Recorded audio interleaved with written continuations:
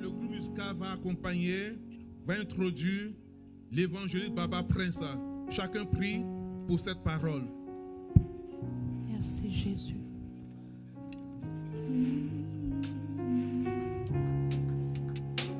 Seigneur, voici mon cœur pour faire ta volonté. Jésus, voici ma vie pour faire ta volonté. El Shaddai, voici ma vie pour faire ta volonté, ta volonté. Pour faire ta volonté.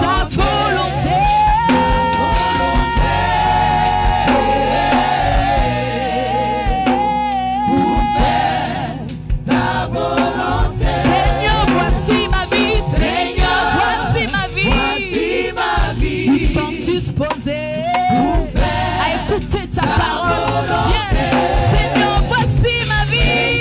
Seigneur, voici ma vie. Je veux faire, je veux faire, je veux faire, je veux ta volonté.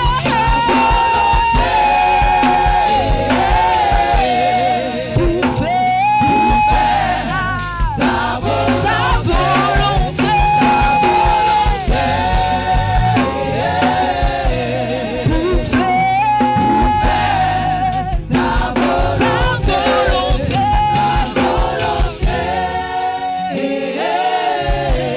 Pour faire ta volonté. Je veux connaître ta mission, Seigneur. Je veux faire ta volonté. Ta volonté. Volonté. Je veux connaître ma mission. Je veux connaître les objectifs. Je veux connaître ta volonté. Aïe, Yahweh, aïe, Yahweh, c'est le désir de mon cœur. Ta volonté. Ta volonté. Seigneur, nous te bénissons. Nous sommes reconnaissants à toi. Pour faire Merci ta encore ce soir volonté. pour ta bonté, pour ta bénédiction. Depuis ce matin, tu es avec nous. Et Seigneur mon Dieu, tu cherches des disciples. Tu formes des disciples. Tu veux des disciples, Seigneur, qui te ressemblent. Merci, mon Dieu, d'atteindre l'objectif de te glorifier au nom de Jésus. Amen.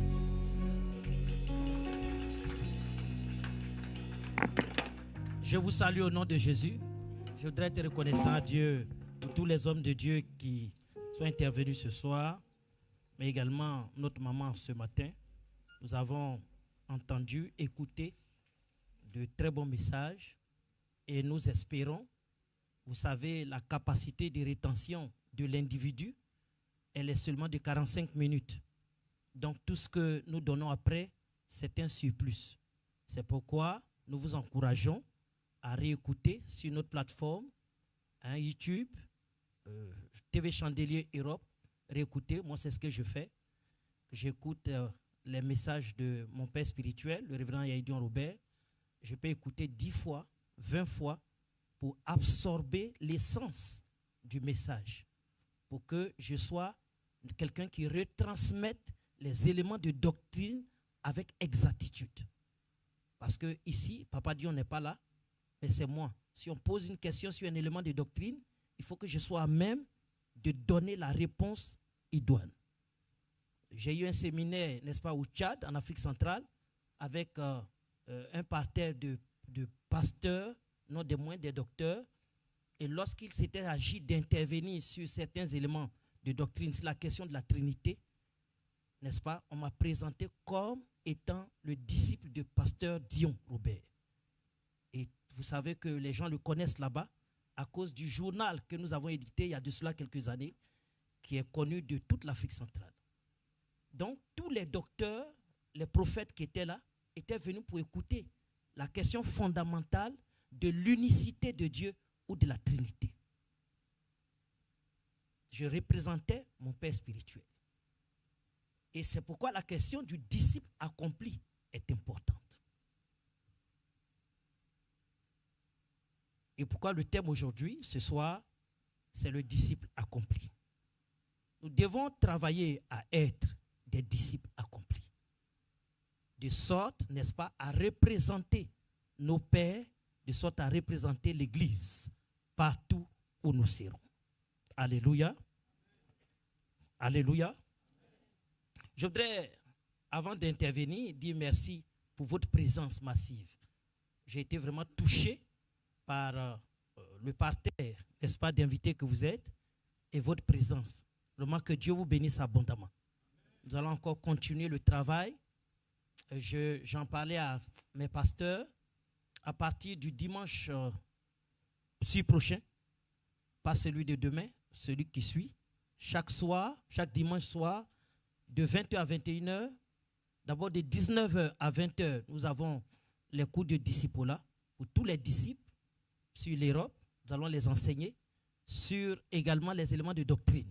Parce que nous pensons que c'est important. Et cette année, ce ne sont pas des ouvriers qui vont donner la formation.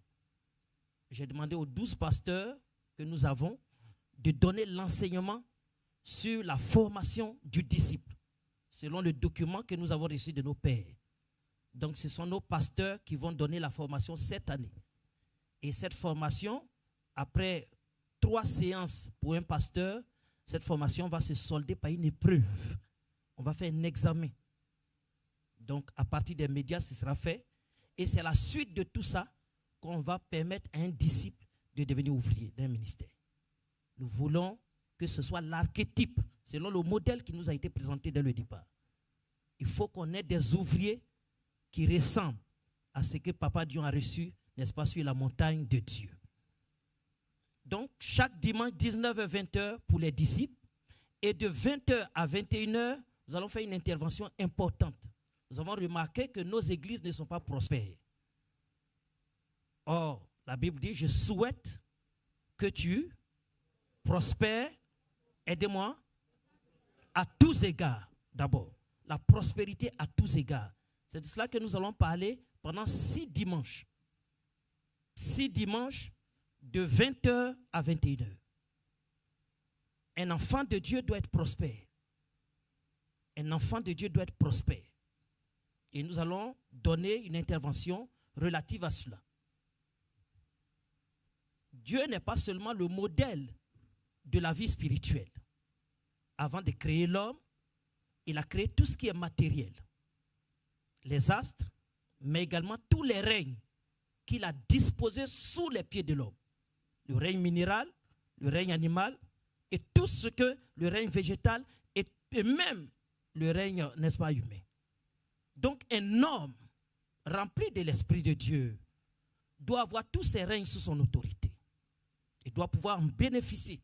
Quand Dieu donne la vision, il accompagne toujours la vision de la provision. Un enfant de Dieu accompli doit être plein de provisions. Donc pendant ces 6 dimanches, nous allons révéler, n'est-ce pas, les articulations pour devenir un enfant de Dieu, n'est-ce pas, accompli, béni, restauré, prospère au nom de Jésus-Christ. L'argent ne doit pas te manquer. Voilà. L'argent ne doit pas te manquer parce que du temps de Salomon, la Bible dit qu'on ne faisait même plus cas de ceux qui ont l'argent. Ceux qui ont l'argent étaient pauvres. Du temps de Salomon, on parlait avec ceux qui avaient l'or, ceux qui échangeaient avec l'or. Pourtant aujourd'hui, les chrétiens qui sont ici n'ont même pas l'argent. Ils n'ont pas l'argent pour dire qu'il faut aller parler maintenant de la dimension de l'or. Or, vous savez que la dimension de l'or n'est que la 2e dimension dans la question de la prospérité matérielle. Nous en parlerons pour que vous ayez toutes les articulations parce que nous voulons une église prospère en Europe. En Afrique, on pensait que c'était le tiers-monde, mais vous avez remarqué que nous-mêmes qui venons d'Afrique, nous sommes plus prospères que ceux qui sont ici. Je vais vous accompagner pour que, n'est-ce pas, vous puissiez avoir les révélations. Donc chaque dimanche, de 20h à 21h, sur 6 dimanches, je voudrais encourager tout le monde à suivre pour pour que ce soit un programme merveilleux. Que Dieu vous bénisse abondamment. Il y aura d'autres programmes, bien entendu, pour vous aider à prospérer à tous égards. Ce soir donc, le dernier sous-thème que nous allons traiter, c'est le disciple accompli. Qu'est-ce qu'un homme accompli selon Dieu? Le terme accompli est traduit par être parfaitement préparé. Quelqu'un qui peut activer à son terme, mener une question jusqu'à son terme, qui peut résoudre un problème jusqu'à sa fin. L'un des exemples les plus merveilleux, n'est-ce pas, se trouve en Jean le chapitre 19, le verset 30, où lorsqu'on lui donnait le vinaigre, cette boisson particulière, Jésus, notre maître, a dit, tout est accompli. Et parce que tout est accompli, aujourd'hui, nous bénéficions largement de ce tout est accompli.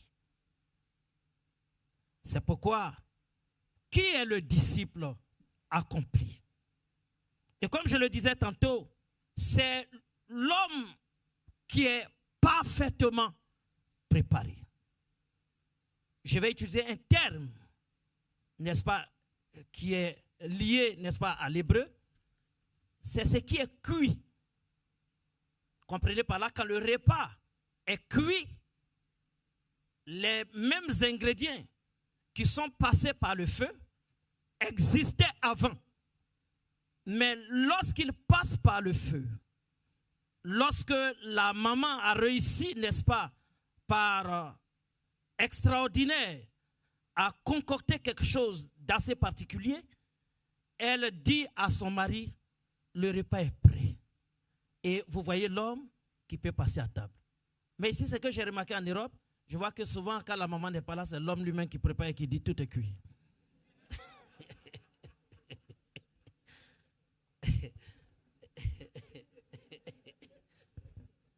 Bien-aimés frères et sœurs, le disciple doit être parfaitement préparé. 2 Timothée, le chapitre 3, le verset 17. 2 Timothée, le chapitre 3, le verset 17. Il dit,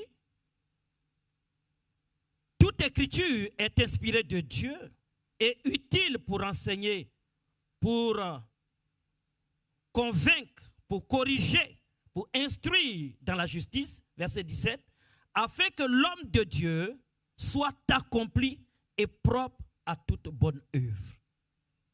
Donc, il doit être accompli, il doit être cuit, il doit être préparé.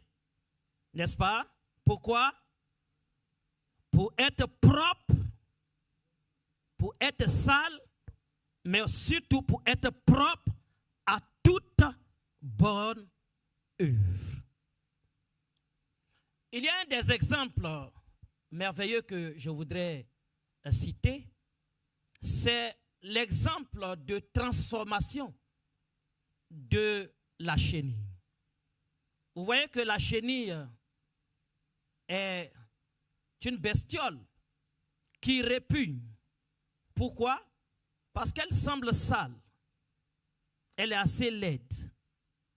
Mais quand elle arrive à passer, n'est-ce pas, la préparation, la transformation, elle devient, aidez-moi, un très beau papillon, apprécié, collectionné. Rarement j'ai vu des hommes, des femmes collectionner des chenilles. Mais je connais plusieurs qui ont des albums, des grands livres dans lesquels sont collectionnés des papillons. Donc, on peut passer par cet exemple naturel de la chenille, n'est-ce pas, au papillon. Le disciple accompli, c'est celui donc qui est cuit, qui est préparé, qui est passé de l'aspect de la chenille au papillon. Pourquoi? Parce qu'il doit être propre à toute bonne œuvre. Il y a un exemple également qui me séduit dans la Bible, c'est celui de 1 Roi, le chapitre 17, le verset 8. Il est écrit: alors la parole de Dieu, de l'Éternel, lui fut adressée en ces mots. Lève-toi, va à Sarepta qui appartient à Sidon et demeure là. Voici, j'y ai ordonné à une femme veuve de te nourrir. La Bible illustre mieux cela dans le texte de Luc chapitre 4 verset 25 qui dit: il y avait plusieurs veuves en Israël du temps de Élie et cependant Élie ne fut envoyé vers aucune d'entre elles, si ce n'est celle de Sarepta, à Sidon, qui avait un cœur préparé, n'est-ce pas, mort à lui-même et mort pour Dieu. Il y avait donc beaucoup de veuves, mais Dieu regarde dans tout Israël et il voit qu'aucune des veuves qui étaient en Israël était disposée, préparée, cuite pour aider un homme de Dieu, Élie, qui était dans un temps de famine, puisque les eaux de Kérit avaient séché. C'est, n'est-ce pas, Sarepta, à Sidon, près de cette frontière, qu'il va demander à Élie d'aller parcourant 40, n'est-ce pas, jours et nuits, pour aller se rassasier. Parce que cette femme était sensible à l'œuvre de Dieu. Elle était d'abord sensible à Dieu et à son œuvre. Elle connaissait la place de la parole. Quand elle va recevoir l'homme de Dieu, la Bible dit que ce qu'elle avait, c'était pour elle et pour son petit-fils. Rien d'autre. Un repas pour 2 personnes. Mais il y avait un homme de Dieu qui venait d'arriver. Elle connaissait la parole. D'abord Dieu. Ensuite son serviteur. Puis l'enfant. Puis moi. Dieu d'abord. Dieu d'abord. Au commencement, aidez-moi. Au commencement, Dieu. Je veux que vous répétiez ça. Au commencement, Dieu. Elle savait qu'au commencement, c'est Dieu, pas elle. Elle savait qu'au commencement, c'est Dieu. De toutes les veuves, elle savait, celle de Sarepta. Dieu l'avait préparée. Dieu l'avait cuit pour cela. Alléluia. Bien-aimés frères et sœurs, quand nous lisons Osée, le chapitre 7, le verset 8, c'est un passage qui m'a été donné par un homme de Dieu qui est au ciel aujourd'hui, le révérend Baguené Georges. Il dit: Ephraïm est un gâteau non retourné. Oui, bien-aimés frères et sœurs, je connais une sœur parmi nous qui m'a offert il y a quelque temps un gâteau qu'on appelle chez nous les womi. Et j'ai beaucoup apprécié. J'ai mangé avec beaucoup d'acuité et j'attendais qu'elle m'en donne encore. Ce gâteau a une particularité, c'est que on le grille sur les 2 faces. Il faut le griller sur une première face et il faut le retourner pour le griller sur la seconde face. Sinon, il n'est pas bon à manger. La Bible dit dans Osée le chapitre 7, le verset 8, que Ephraïm est un gâteau non retourné. Il y avait un côté qui était cuit, mais le second côté était encore frais. C'est pourquoi quand vous regardez la vie d'Ephraïm, c'était une vie de désordre. C'était une vie difficile. Pourtant, ce Ephraïm, Dieu lui a donné un héritage puissant. Mais à cause de ce qu'il n'était pas retourné, passé par le feu des 2 côtés, sa vie a été une vie de désordre. Bien-aimés frères et sœurs, le disciple donc qui est accompli est cuit des 2 côtés. Il est préparé il est cuit et il peut servir à toute bonne œuvre, propre à une bonne œuvre. Bien-aimés frères et sœurs, dans le livre d'Ézéchiel, le chapitre 36, 26, Dieu dit, je vous donnerai un cœur nouveau et je mettrai en vous un esprit nouveau. J'ôterai de votre cœur, de votre corps, le cœur de pierre et je vous donnerai un cœur de chair. Dieu donc se présente ici comme un potier pour briser notre cœur de pierre. Un homme de Dieu faisait cette illustration tout à l'heure. Il fallait, n'est-ce pas, toucher le rocher pour que du rocher, n'est-ce pas, sorte l'eau. Il a pris l'exemple de Moïse.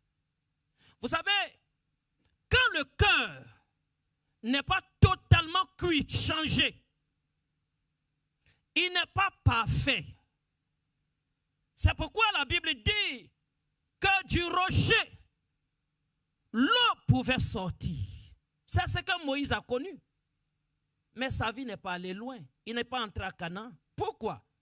Parce que dans le livre de Deutéronome, la Bible dit que du même rocher peut sortir de l'eau, du même rocher peut sortir de l'huile, du même rocher peut sortir du miel. 3 dimensions de grâce dans le même rocher. Quand le cœur n'est pas cuit, changé, on peut se limiter à une action, l'action de l'eau. C'est pourquoi beaucoup de chrétiens, aujourd'hui, ont le salut. Dieu donne le salut. Mais Dieu ne fait pas que donner le salut. Du même rocher peut sortir l'huile. Du même rocher peut sortir le miel. C'est la disposition de notre cœur nouveau qui peut enclencher, n'est-ce pas, cette présence glorieuse. La présence de l'eau, la présence de l'huile, la présence du miel. Bien-aimés frères et sœurs, c'est pourquoi nous devons travailler à être un disciple accompli. La Bible dit dans le livre de Romains, le chapitre 12, le verset 1 à 2, il dit, ne vous conformez pas au siècle présent, mais soyez transformés par le renouvellement de l'intelligence, afin que vous discerniez quelle est la volonté de Dieu, ce qui est bon, aidez-moi, ce qui est agréable et ce qui est parfait. En Dieu, il y a ce qui est bon. On peut se limiter à ce qui est bon. Je viens au culte, c'est bon. Je m'assois, je fais le culte et je rentre à la maison. C'est déjà bon. Mais on sera surpris au ciel. Parce que ce que Dieu avait prévu que tu deviennes sur la terre, c'est que ce que tu fasses sur la terre, ce que tu engranges sur la terre, quand tu vas arriver au ciel et que tu vas voir qu'il te fallait un peu d'effort, accepter une transformation, tu verras que tu passerais de ce qui est bon vers ce qui est agréable. Et même mieux, tu passerais vers ce qui est parfait. Il y a donc un niveau de perfection dans nos acquis que Dieu veut pour nous. Perfection financière, perfection au niveau matrimonial, perfection au niveau, n'est-ce pas, de nos années de vie sur la terre, perfection au niveau de notre santé. Moi, j'étais paralysé. Mais le Seigneur est venu avec des anges. Vous connaissez mon témoignage dans ma maison. Moi, j'étais un musulman. Je suis étonné que ceux qui prient pendant des années, qui se disent chrétiens, alors que moi, j'étais musulman, drogué, que moi, j'ai eu la grâce de recevoir des anges, que chaque fois que Dieu fait un conseil au ciel, que le ciel me soit ouvert pour voir, pourtant, des gens sont là depuis 21 ans, 30 ans, ils n'ont jamais vu un ange. Mais si je n'accepte pas la transformation, si je n'accepte pas d'entrer dans le moule de Dieu, mais qu'est-ce que je veux? Être dans ce qui est bon? Comment lui faire pour entendre la voix de Dieu? Je vous ai dit ici un jour que nous étions en train de prier à l'église et nous chassions les démons. Un groupe de personnes était là malade. Et moi, j'avais imposé les mains à cette sœur. Elle dandinait. Et je criais, sors, sors, sors. Et tous les autres cas étaient tombés, d'autres étaient retournés s'asseoir. Et il y a un des responsables de l'évangélisation qui est venu qui m'a dit, attends Bamba, laisse. Et il est resté comme ça sans toucher le cas. Et il dit, va-t'en maintenant au nom de Jésus. Et la dame a poussé un cri, l'esprit est sorti et elle était libérée. Je me suis assis là pour me poser une question. J'ai dit, mais quelle est la différence entre lui et moi? Mais comment est-ce possible? À la fin du culte, je ne suis pas allé à la maison puisque je parcourais 3,5 km pour rentrer chez moi. J'ai attendu. Vers 15 h, j'ai trouvé chez le responsable, chez lui à la maison. Je lui ai laissé le temps de se reposer, de faire sa sieste, puisqu'à 16 h, il devait partir à la cellule. Quand il est sorti, il m'a dit, tu fais quoi ici, Bamba? Je suis venu te voir. Ce qui s'est passé aujourd'hui à l'église, comment on fait? Parce que moi j'ai prié pendant 3 minutes. Toi tu n'as même, moi j'ai touché, toi tu n'as même pas touché, tu as dit sors doucement. Il m'a dit, tu sais, toi tu as couché avec 22 filles. Mais moi je n'ai jamais connu de femme. Il voulait me dire simplement que lui, il vivait dans la sanctification. Quand je partais, j'ai entendu la voix de Dieu qui m'a dit, 2 Corinthiens 5, 17, si quelqu'un est en Christ, il est une nouvelle création. Les choses anciennes sont passées. Voici. Il y a donc la possibilité d'avoir un voici dans ta vie. Frères et sœurs, depuis ce jour, j'ai cherché à être un disciple accompli. À accomplir ce que les autres sont capables d'accomplir. À faire ce que les autres sont capables de faire. Bien-aimé, aujourd'hui, je n'ai même plus besoin de quoi que ce soit. Je me réfère à Christ. Et les choses se passent comme elles doivent se passer. Un jour, j'étais allé prêcher dans la même église. Et quand Dieu avait agi de façon extraordinaire, le responsable en question m'appelait et dit, tu as évolué, hein? Oui.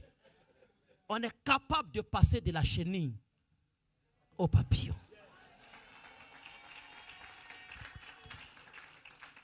Dans Romains chapitre 12, versets 1 à 2, il dit, offrez vos corps comme un sacrifice vivant. Il dit, n'est-ce pas, ce qui sera de votre part, aidez-moi, un culte raisonnable. Le disciple accompli offre son corps, il offre sa vie à Jésus. C'est ça le culte raisonnable. Pourquoi? Parce que Jésus ne veut pas être seulement avec lui. Emmanuel. Dieu ne veut pas être seulement Emmanuel. Dieu ne veut pas être seulement Emmanuel. Être Emmanuel, c'est bien. Mais lorsqu'ils avaient saisi, n'est-ce pas, Moïse ou Ézéchiel, la Bible dit que l'esprit le saisit par les cheveux et le transporta. L'esprit peut être sur toi. C'est la première dimension. Selon Éphésiens le chapitre 4, quand vous lisez à partir du verset 7, vous verrez là-bas, l'esprit peut être au-dessus. Mais l'esprit aussi peut être avec toi. Mais la troisième dimension, l'esprit peut être en toi. Nous devons donc chercher quelle est la volonté de Dieu, ce qui est bon, agréable et parfait. Ne pas nous limiter à la première dimension de la révélation de Dieu dans l'église, mais aborder les 3 dimensions. Passer du premier au 2e niveau et aller jusqu'au 3e niveau. C'est pourquoi, dans Ézéchiel 36, 26, il dit, je vous donnerai un cœur nouveau et je mettrai en vous un esprit nouveau. J'ôterai de votre corps le cœur de pierre et je vous donnerai le cœur de chair. Bien-aimé, Dieu appelle cela, Romains chapitre 12, verset 1 à 2, la métanoïa. Premier niveau. Le renouvellement de l'intelligence. Changement. Premier niveau. Ma façon de penser doit changer. L'homme de Dieu l'a dit tout à l'heure. Le changement ne peut provenir que de la parole. À force de lire la parole, j'épouse les pensées de la parole. Et il y a un changement. Premier niveau. Mais la métanoïa doit devenir la métamorphoïa. C'est-à-dire, quand quand mon intelligence est transformée, cela doit se répercuter sur mon être tout entier. Ce n'est pas seulement mon intelligence qui est transformée, mais tout mon être automatiquement prend forme. La Bible dit qu'il est transformé de gloire en gloire. De gloire en gloire. Tout le corps entier, à l'intérieur de toi comme à l'extérieur, doit être transformé. Le papillon n'est pas transformé d'un côté. C'est pourquoi Ephraïm était grillé d'un seul côté. Il y en a dont la transformation a été arrêtée en milieu de chemin. Ils sont hybrides. Comme Baal, vous savez que Baal est présenté sous une forme bizarre. En haut, c'est la forme d'un animal. Et en bas, c'est la forme d'un homme. Donc vous pouvez voir la tête d'un bœuf. Et en bas, ce sont les pieds d'un homme. Mais il prend les pieds d'un homme, c'est pour pouvoir courir, pour fuir. Parce que le nom de Jésus est puissant. Frères et sœurs, des hommes n'ont pas pu réussir comme Saül. C'est vrai que lorsqu'il partait, il a rencontré, comme l'a dit Samuel, des prophètes. Et l'esprit est tombé sur lui. Les gens ont commencé à dire, Saül est-il devenu prophète? Mais est-ce que Saül était changé? L'esprit était sur lui, mais l'esprit n'était pas en lui. La présence de l'esprit en toi irradie dans tout ton corps. Il bouge à l'intérieur de toi. Comme ton sang est à l'intérieur de tout ton corps. Et il bouge partout. Tu le sens en toi. C'est pourquoi il y a la vie en toi. Lorsque l'esprit entre en toi, l'esprit entre en toi, ta vie change. Quelqu'un avait fait une transfusion sanguine. Et plus tard, il a commencé à aimer la cigarette. Et j'ai été surpris, mais quoi, tu as été chrétien pendant longtemps, mais pourquoi tu aimes la cigarette? Et ils avaient prié, mais ils ne comprenaient pas. Et plus tard, on lui avait dit, mais est-ce que tu es tombé malade ces temps? Il dit, oui, je suis tombé malade. Et qu'est-ce qu'on on m'a fait une transfusion sanguine? Mais le sang qu'on lui avait mis à l'intérieur était le sang d'un fumeur. C'est pourquoi certaines églises refusent les transfusions. Il ne faut pas les blâmer, il faut les comprendre. Quand l'esprit entre en toi, tu deviens. Jean chapitre 1, verset 12. À tous ceux qui l'ont reçu, aidez-moi, qui croient en son nom, la parole donne le pouvoir de devenir. La réception de l'esprit en toi, pas seulement sur toi, pas seulement avec toi, mais la réception de l'esprit en toi finit de te parfaire et de faire de toi un disciple extraordinaire, un disciple accompli. Il faut passer de la métanoïa à la métaphoïa. Alléluia. Dieu donc prépare l'homme à devenir un disciple accompli. Il peut le faire en le faisant passer dans son école. L'école de Dieu est une école particulière. Certains l'appellent l'école du désert. C'est une école qu'on ne choisit pas, dans laquelle tu es propulsé. Selon ton caractère, selon ta vie passée, Dieu te met dans une école. C'est pourquoi Dieu ne t'envoie pas dans n'importe quelle église. Il t'envoie dans une église où ton caractère peut être brisé. Où ta vie peut être changée. Nous sommes une église dure. L'église baptiste Œuvre Mission Internationale est une église dure. Nous sommes une église solide. Nous ne créons pas l'homme. Dans ton visage, nous allons te regarder et nous allons casser le cœur de pierre. Mais tu as besoin de cette école. C'est l'école de Dieu. Et en étant dans cette école, le Seigneur te dit que tu traverseras le feu. Tu traverseras l'eau. Mais cela ne te brûlera pas. Cela ne te submergera pas. Mais lorsqu'on traverse le feu, c'est pour que l'or soit changé, pour qu'il devienne, n'est-ce pas, brillant. Voilà ce que Dieu veut pour toi. Une église où ce qu'on ne peut pas te dire dehors, on va te le dire ici. On va te le dire. Tu dois passer par cette école. Bien-aimés frères et sœurs, moi je ne connaissais pas l'église baptiste Vraie Mission. Mais il m'a dit, tu entreras dans la ville. Il y a un lieu qui est peint en jaune et bleu. Du côté droit, dans 5 minutes, tu rentreras dans la ville. C'est la première fois que j'entrais dans cette ville.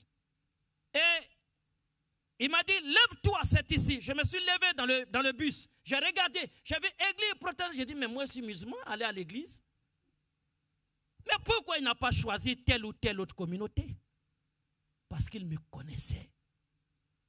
Parce qu'il me connaissait. Il savait que, mon frère dit souvent, tant que ce n'est pas la Bible, je ne crois pas. Je ne crois en rien d'autre si ce n'est la Bible. Si tu me dis que ce produit l'a guéri, j'ai dit non, moi je ne suis pas dans ça. Non. Parce que mon cœur était dur. Mais dans cette communauté, Dieu m'a changé. De l'impudique que j'étais, du voleur que j'étais, Dieu a changé mon cœur pour faire de moi aujourd'hui un serviteur de Dieu. Bien-aimés frères et sœurs, voilà ce que Dieu veut pour toi. Plusieurs n'ont pas réussi à se laisser transformer. Ils sont dans l'église, mais ils résistent. Ils s'opposent à leur transformation. Ils parlent contre leur transformation. Ils sortent et ils reviennent. Pourquoi? En réalité, bien-aimés frères et sœurs, c'est parce que ta destinée doit rester obscurcie. Mais si tu te laisses dans le moule et te changer, transformer, bien-aimé, tu ne vas plus échouer. Tu passeras les épreuves, tu seras béni. Tu rentreras dans une dimension nouvelle. Tu trouveras que c'est facile. Tu comprendras que c'est facile. Et tu agiras facilement. Alléluia. Il y a des hommes de Dieu, Élie et Moïse. Vous savez que la Bible dit que ces chandeliers là vont revenir. Mais ils ont réussi les premières épreuves. Mais ils ont été recalés face aux deuxièmes épreuves. 1 Roi le chapitre 19, le verset 18. Le verset 14. Oui frère, comme l'a dit le prédécesseur tout à l'heure, Moïse a été recalé. Parce que chaque fois à cause de la colère, il avait brisé les 2 tables après 40 jours de jeûne et de prière. Il avait fait 40 jours sur la montagne, reçu 2 tables écrites du doigt de Dieu. Quand il était descendu, avant même de descendre, le Seigneur lui a dit, ton peuple qui est là-bas a un courouade. Ils ont commencé à pécher. Dieu lui a dit ça. Il avait la révélation. Il est descendu. Il a vu le peuple en train d'adorer Baal. Et ce que Dieu lui a donné, à cause de la colère, il ne s'est pas maîtrisé. Il a fait quoi? Il a brisé ce que Dieu lui a donné. Il a jeté par terre à cause de la colère. Un cœur non transformé. Un cœur qui n'est pas changé. Tu n'es pas changé. C'est pourquoi ce que Dieu te donne, tu t'amuses avec. Tu t'amuses avec ça. Ce trésor que Dieu te donne. Mais aujourd'hui, je crie partout que, mais les chrétiens, je suis étonné. Mais vous avez le meilleur Dieu. Moi, j'étais musulman. Mais vous avez le meilleur Dieu. Mais comment se fait-il que ça ne va pas chez vous? J'ai dit, mais si je l'avais connu plus tôt. Mais je ne pouvais pas le connaître plus tôt parce que mon cœur était dur. Quand je voyais les chrétiens, ils m'énervaient. Ils s'habillaient toujours fourrés et habillés, on dirait des toupailles. Et je trouvais que c'était des paresseux. Au lieu d'aller travailler le dimanche, je voyais certains, puisque la télévision chez nous montre des chorales chaque dimanche. Et chaque dimanche, j'ai dit, mais ces gens-là, c'est pas pour rien, des vieux comme ça, ils se mettent à chanter. Mais je ne savais pas qu'ils chantaient pour la gloire de Dieu. Vous avez le meilleur Dieu. Alléluia. Moïse donc a raté, n'est-ce pas, son examen de passage. Parce que son cœur n'était pas changé. Son cœur n'était pas changé. Élie a raté son passage, son examen. Puisque après 850 prophètes de Baal, après cet exploit, après avoir fermé le ciel et autres, devant une femme, il a fui devant Jézabel. Il a été remplacé. Le cœur Bien-aimés frères et sœurs, il y a des choses que Dieu demande aux disciples accomplis. Il y a des choses que Dieu demande aux disciples accomplis. C'est pourquoi, lorsque Dieu l'a remplacé par un jeune prophète qui s'appelait Élisée, il dit, établis Élisée rapidement. Il était dans les champs, on l'a pris. Or, il faisait partie des 7000.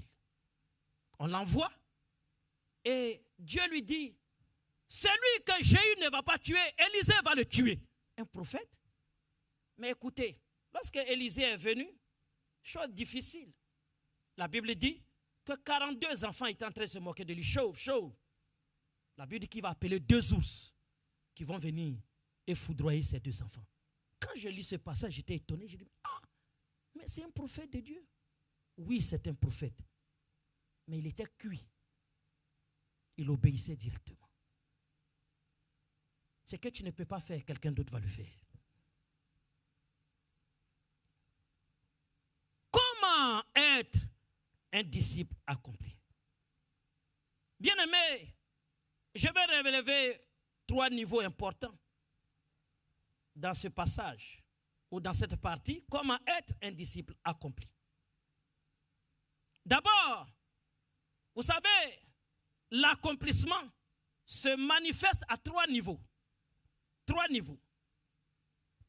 Le premier niveau, la Bible dit, un disciple accompli sera, je n'entends pas, il sera comme son maître. Un disciple accompli.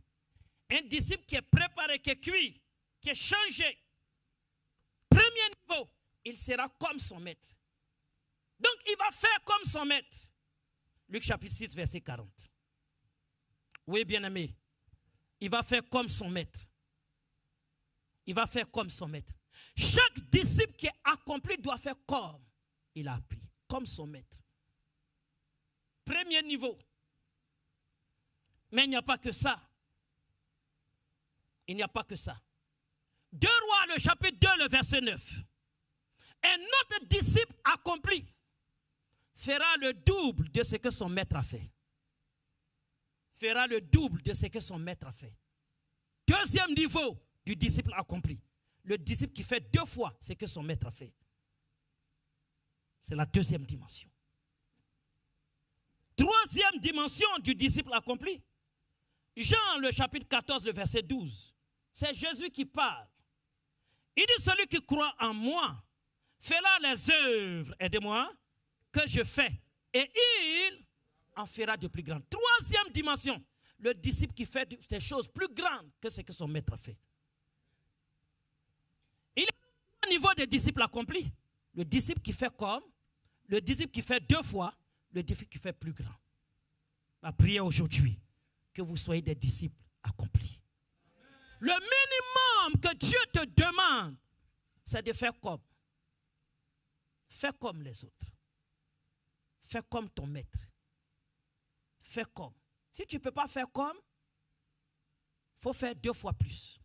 Si tu ne peux pas faire 2 fois plus, il faut faire pas 3 fois. Plus grand. Plus grand. Plus grand. Aujourd'hui, quand je regarde le siège de notre mission, Papa Dion, Dieu l'a béni, il a bâti un temple de 6000 places. Mais je pleure à genoux. Il a bâti un temple de 6000 places depuis combien? Quelle année? 1900? Combien? 90, 92. 6000 places, un temple. Est-ce que je suis un disciple accompli? Si je suis un disciple accompli, je dois faire comme en France ici. Ce que papa a reproduit en Côte d'Ivoire, je dois le faire en France. Donc je dois faire bientôt un temple, soit un temple de 6000 places, soit un temple de 12 000 places, soit un temple plus grand.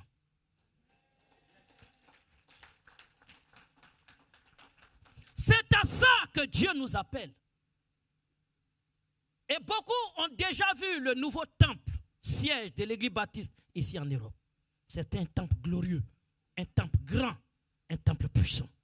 Pourquoi? Parce que nous sommes les disciples de Yeshua HaMashiach.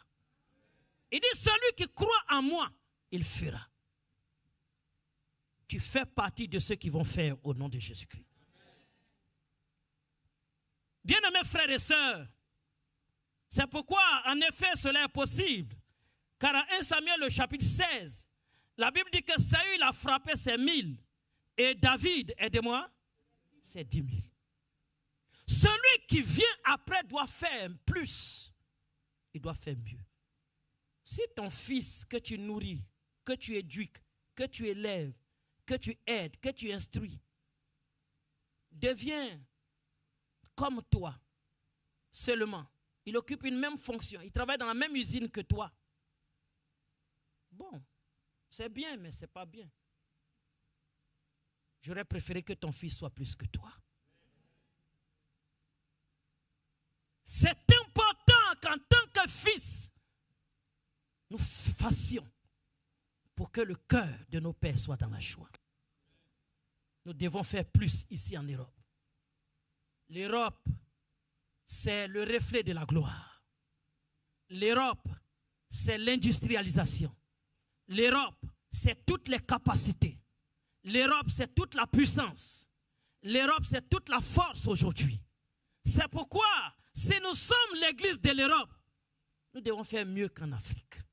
Nous devons faire plus que l'Afrique.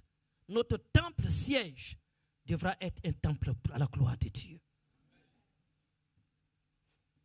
Bien-aimés frères et sœurs, cela se manifeste quand notre intelligence, au plus profond de nous, notre cœur est changé, transformé.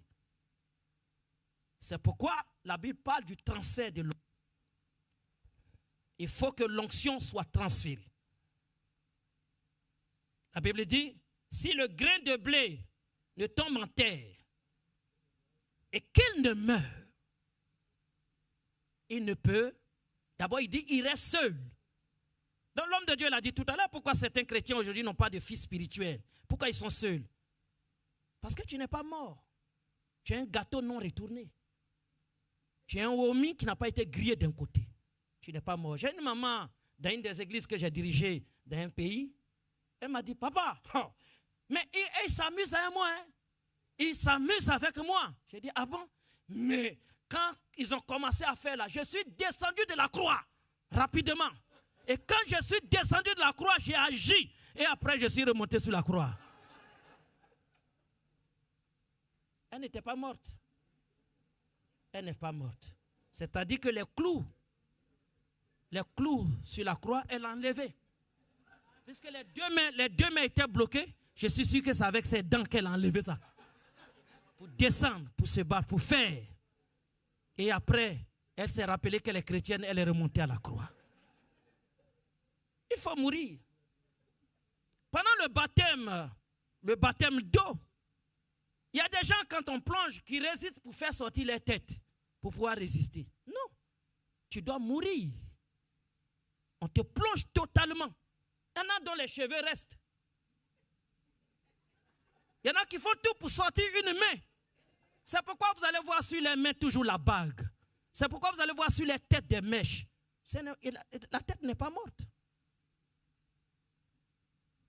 Tu dois mourir à toi-même.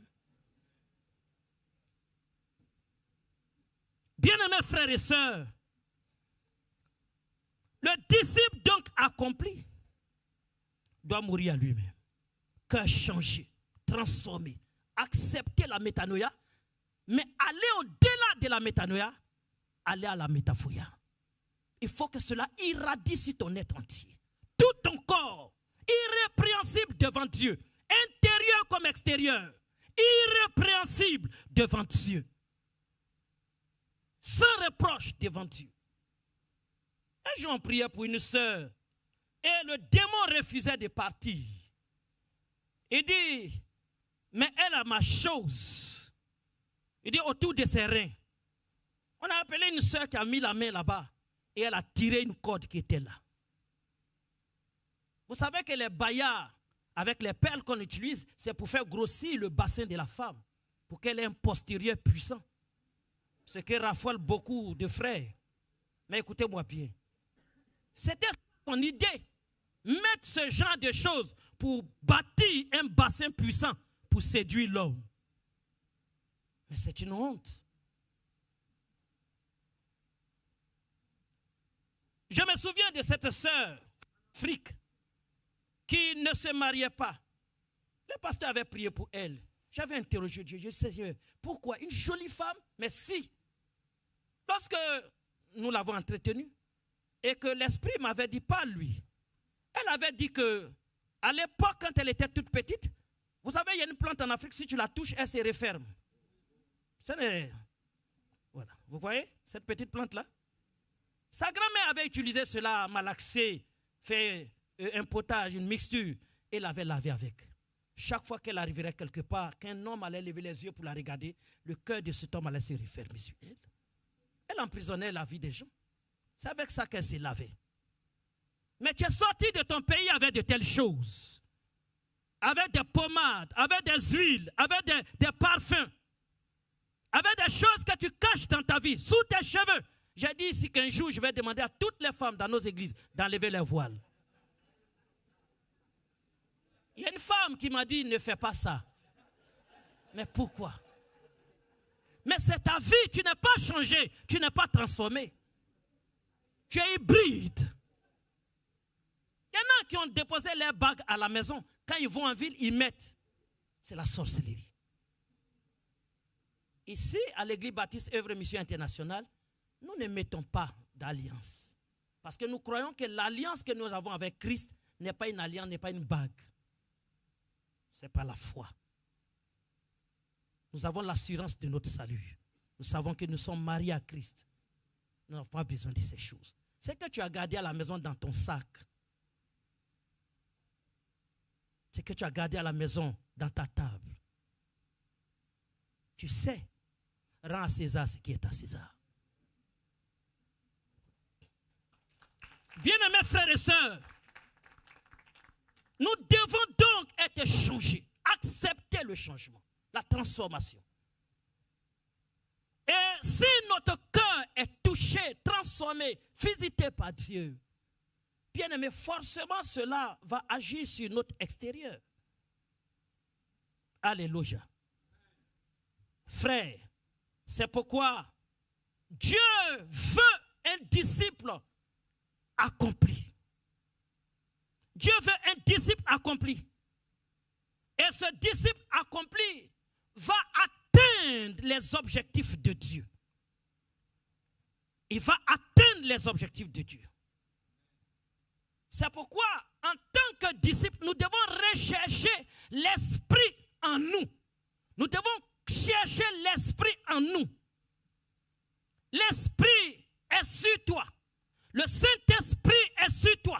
Je vois l'esprit aller vers toi. Oui, mais il faut que l'esprit entre en moi. Il faut qu'il entre en moi. Tout à l'heure, je vous avais vu, je discutais avec les pasteurs parce que je veux qu'on passe 40 minutes pour que des hommes soient remplis de l'esprit. Il faut que ton vase déborde. Mais avant de déborder, il faut que le vase soit rempli. Vous savez qu'aux noces de Cana, lorsque la mère de Jésus a parlé, n'est-ce pas, à ces hommes, il dit, faites ce qu'il vous dira. C'est tout. Faites ce qu'il vous dira. Si vous faites ce qu'il vous dira, le miracle va s'opérer. Alors ils sont allés, que faire? Il dit, mes femmes, qu'est-ce que tu fais? Mon œil n'est pas. Qu'est-ce qu'il dit? Il dit, remplissez les jarres d'eau. Il dit, c'est tout ce que nous voulons. C'est qu'on veut. Qu'est-ce que tu as dit? Nous allons obéir. Mais on veut du vin et tu nous dis d'aller remplir les jarres d'eau. La Bible dit qu'il y avait 6 jarres qui étaient là, qui servaient à la purification. Mais ces hommes ne vont pas discuter. Ils sont allés et ils se sont détournés pour aller remplir les 6 jarres d'eau. Alors il va leur dire, commencez à puiser. Mais on te dit qu'on veut du vin, on vient de mettre de l'eau dedans, tu dis puiser. Mais lorsqu'ils vont obéir, ils vont se rendre compte que l'eau était devenue du vin. Le cœur changé. Le cœur ne discute pas, il obéit. Mais pour cela, il faut que ce soit un cœur transformé, un cœur esprit. Il faut que ce soit un cœur esprit. Alléluia. Nous allons passer tout à l'heure quelques minutes avec l'évangéliste Dadier et je suis convaincu que le Saint-Esprit frappera à la porte de ton cœur. Si tu entends sa voix, tu ouvriras. Et lui simplement, il entrera et il soupira avec toi.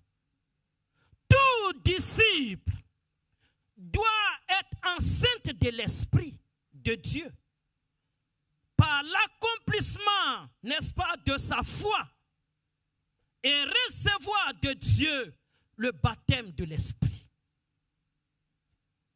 Jésus était revêtu du Saint-Esprit. Mais la Bible continue de dire qu'il était rempli du Saint-Esprit. On peut être revêtu, mais il faut être rempli.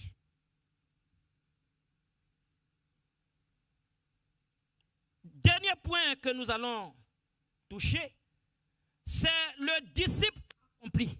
Que doit-il faire? Bien-aimé, en Genèse le chapitre 1, le verset 28, on parle du principe de la reproduction. La création à son image fait du disciple accompli un maître, un fils du royaume. Donc, en tant que disciple, je dois chercher à devenir quoi? Le maître. Je dois chercher à devenir le maître. En philosophie, dans la dialectique du maître et de l'esclave, vous connaissez pour ceux qui sont allés un peu à l'école, vous savez que dans la dialectique du maître et de l'esclave, il est dit que l'esclave devient quoi? Il devient le maître. L'esclave peut devenir le maître. Jésus dit que les esclaves sont sur quoi? Sur les chevaux, et les maîtres où ça? Sont à terre. Le maître va s'asseoir parce qu'il a formé. C'est maintenant le disciple, l'esclave, qui est maintenant sur le cheval en train d'agir. Comme Jésus entrait à Jérusalem sur l'ânon qui était attaché, tu rentreras aussi dans ton Jérusalem. Bien-aimés frères et sœurs, c'est le principe de la reproduction. Je dois me reproduire. Dès l'instant où je commence de me reproduire, cela fait de moi un maître. C'est pourquoi dans l'église, je dois aller à la reproduction. C'est pourquoi vous voyez bien que lorsque dans notre mission quelqu'un veut se marier, on demande les 3 âges. Est-ce qu'il a l'âge? Pardon? Est-ce qu'il a l'âge matériel? Est-ce qu'il a l'âge social? Est-ce qu'il a l'âge spirituel? Ce n'est pas un enfant qui se marie. Parce que le foyer, c'est du feu. Si tu ne sais pas jongler le feu, la marmite va te brûler. Et tu risques de renverser la viande sur toi. Vous voyez les anciens rire. Ils savent de quoi je parle. Ils savent qu'à un moment donné, la marmite peut passer d'une main à une autre. Quand la femme prend la marmite, il n'y a pas de problème. Mais quand on la dépose dans les mains de l'homme, tu le vois en train de pleurer. Oui, frère, c'est pourquoi il y a le cœur brisé. Frère, il y a donc nécessité pour toi de te reproduire. Tu dois te reproduire. Tu dois te reproduire. Cet âge est important pour Dieu. L'âge spirituel. Quelqu'un qui doit se marier, on dit, est-ce qu'il est baptisé? On dit, oui, il est baptisé. D'accord? Est-ce qu'il a eu une sous-discipline déjà? On dit, non, il n'a pas encore eu une sous-discipline. Il est ouvrier? Non, non. Pourquoi? Mais pourquoi il n'est pas ouvrier? Donc déjà, ça peut te disqualifier pour le mariage. Est-ce qu'il a l'âge social? Ici en France, à quel âge on se marie? Hein? Pardon? À 18 ans? C'est vrai? Et les hommes? Bon, chez nous, c'est 21 ans pour les hommes. Et quel âge pour les femmes? 18 ans révolu. Donc, il y a l'âge social. Et il y a l'âge matériel. Est-ce qu'il a une maison? Est-ce qu'il travaille? Est-ce qu'il a un emploi? Oui, il a un emploi. Est-ce que son emploi peut prendre 2 personnes à la fois? Est-ce qu'il peut prendre en charge quelqu'un? On dit non, son salaire ne peut pas prendre en charge. Non, non. C'est que pour le moment, il n'a qu'à prier et jeûner. Il faut que sa foi l'amène à prendre en charge. C'est-à-dire que tu dois pouvoir prendre en charge. Tu dois avoir un disciple. Ta femme doit devenir ton disciple. Mais si tu ne peux pas prendre en charge un disciple, tu veux te marier. Le foyer n'est pas fait de je t'aime, moi aussi seulement. Il y a une responsabilité. Bien-aimés frères et sœurs, c'est pourquoi en tant que tel, Dieu en Genèse chapitre 21, 28 nous appelle à la fécondité, à la reproduction. La première bénédiction que Dieu donne à l'homme sur la terre quand il finit de le créer, il dit Dieu les bénit et dit soyez féconds. Ça veut dire fais un disciple. Sois quelqu'un qui te ressemble. Ensuite, il demande que tu multiplies. Tu ne dois pas te limiter à un seul chrétien que tu envoies, tu dois les multiplier. Ils doivent être nombreux. Donc quand j'ouvre une église, une cellule de prière dans mon quartier, dans ma maison, je dois féconder et je dois multiplier. Je dois multiplier. Je dois remplir l'église. Je dois remplir mon église de maison. L'inverse est le signe d'une plaie sur le figuier qui est maudit. Quelqu'un l'a dit tout à l'heure, quand on reconnaît le bon arbre par son fruit. Alléluia. Dieu dit à Abimelech, rends la femme de cet homme, car c'est un prophète, il priera pour toi et tu vivras. Mais si tu ne la rends pas, sache que tu mourras, toi et tout ce qui t'appartient. Genèse chapitre 20, verset 7. Bien-aimés frères et sœurs, ce roi devait accepter de s'humilier, se dépouiller, pour recommencer à être fécond. Pour recommencer à être fécond et à faire des enfants. Parce qu'il y avait cette femme dans sa maison. Il devait la rendre. Mais c'était un roi. Il va accepter de le faire. Pourquoi? Parce que sa volonté, c'est de se reproduire. Il était devenu impuissant sexuellement. Faible sexuellement. En tant que disciple accompli, rempli de l'esprit, nous devons produire, nous devons être féconds, nous devons nous reproduire, nous devons multiplier, nous devons ajouter, nous devons être fertiles, nous devons gagner, nous devons annoncer, nous devons appeler et des gens doivent se soumettre, doivent travailler à nos côtés. Nous devons nous transférer en ces hommes pour qu'ils nous ressemblent. Bien-aimé, ce disciple-là, quand il le fait, Dieu l'appelle un disciple accompli.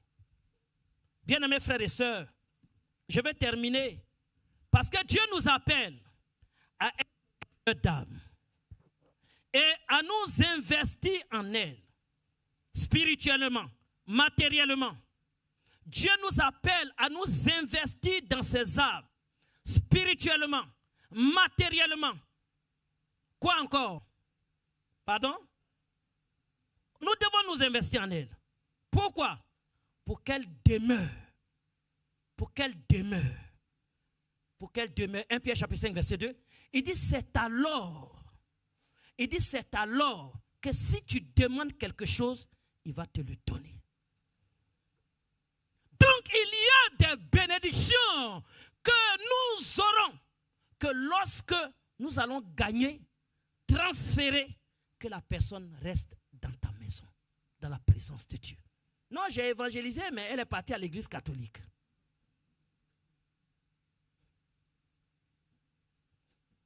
Frères et sœurs, je termine par cela, 1 Pierre le chapitre 5 verset 2.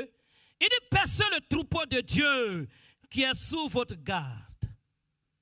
Ceux qui vous sont échus en partage, en étant leur modèle, leur maître. Et lorsque le souverain pasteur paraîtra, vous obtiendrez la couronne incorruptible de la gloire. Bien-aimés frères et sœurs, notre maître Jésus à la croix a accepté la souffrance, le sacrifice. Pourquoi? Parce qu'il y avait une gloire qui lui était réservée. C'est pourquoi, avant de rendre l'âme, il a dit, aidez-moi, tout est accompli. Ma prière aujourd'hui, c'est que tu puisses dire à Dieu, chaque jour, tout est accompli. J'ai accompli ce que tu m'as demandé de faire dans l'église. J'ai accompli ce que tu m'as demandé de faire dans mon foyer. J'ai accompli ce que tu m'as demandé de faire au travail. Seigneur, je te rends toute la gloire. Parce que cette journée, j'ai accompli cela. Que la gloire de Dieu soit sur toi. Au nom de Jésus. Amen.